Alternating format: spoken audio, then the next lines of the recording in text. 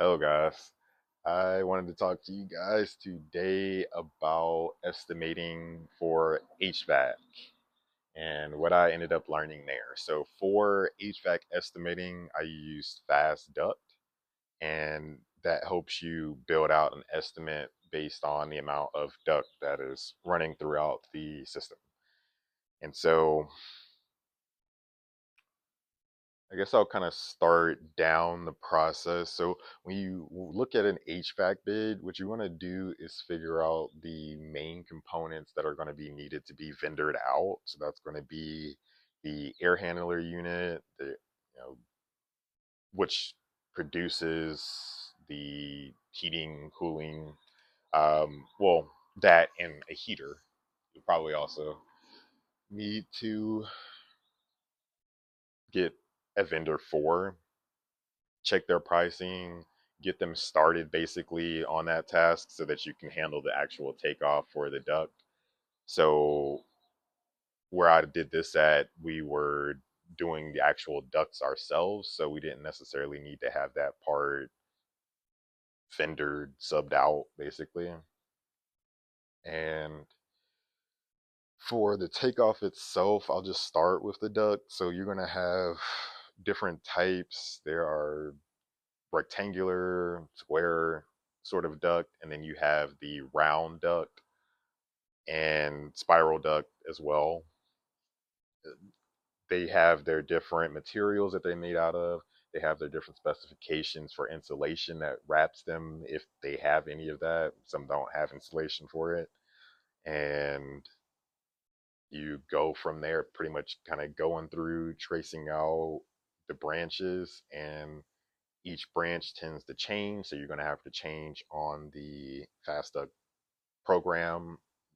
Let's say you go from a 19 by 16 piece to a 14 by 14 piece. Well, then you have to change the variations on the pipe size or the HVAC size, well, duct size as you go along.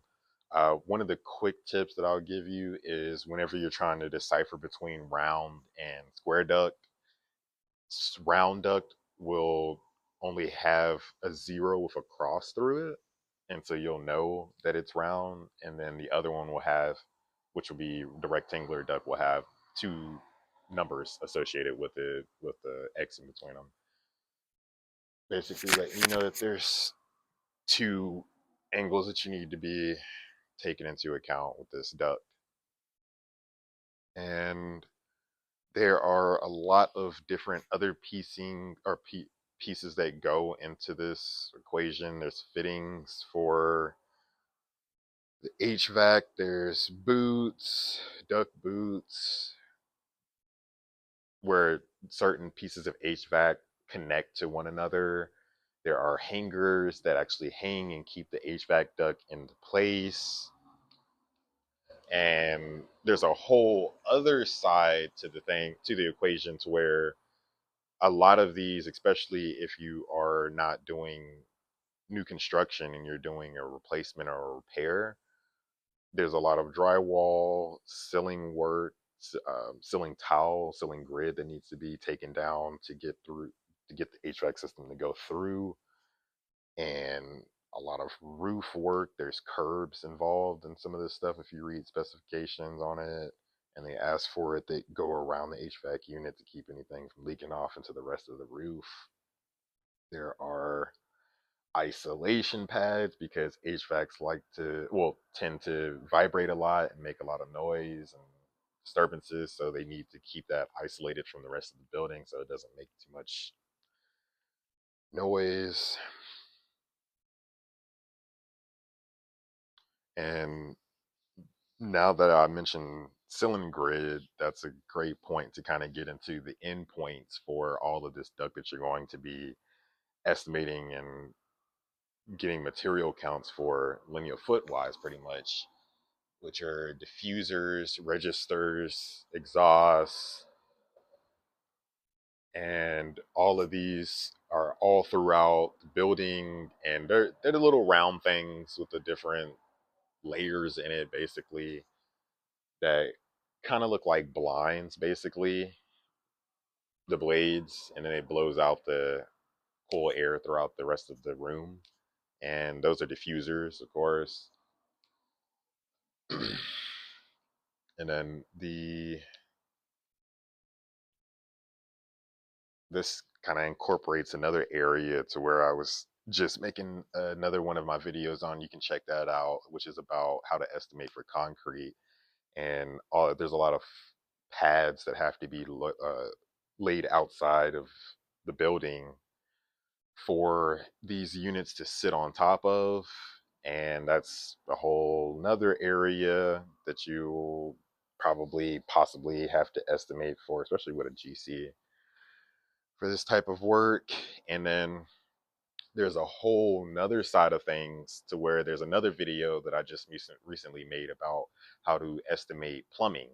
And all of these HVAC systems have plumbing lines, refrigerant lines that are dealing with, well, there's a refrigerant line, and there's like a return line that brings the heated up refrigerant like out, gets it condensed back into the cool, and then it kind of flows around in the system. And that has to be estimated out too, and that's all plumbing lines. And not to forget the electrical guys. So I might make a video on this one in the future. I haven't yet, but how to estimate electrical. And there are there's a whole component of electrical that goes with the HVAC system itself. Of course, it doesn't run off of coal or wood. So there's those guys there. I'm trying to think if there are any more guys that are involved in this, other than the maintenance guys that'll keep up with the system.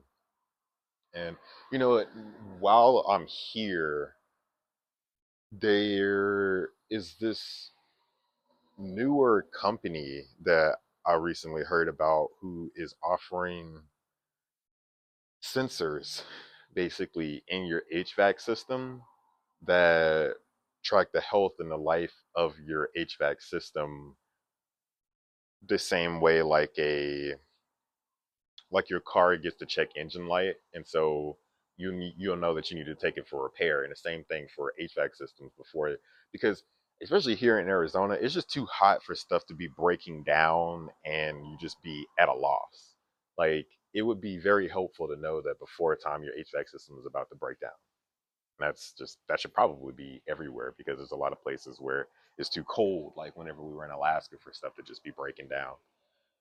And it'll send it keeps constant attention on your system, and so you can look at it pretty much every day what they're doing here.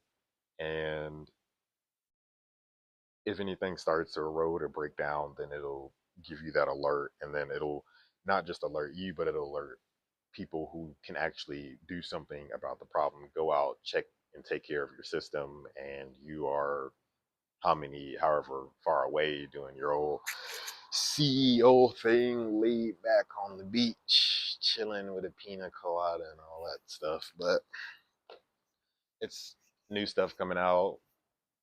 It's the future, so that's cool. But anyways, back to the topic. That's how to estimate for HVAC. See you guys later.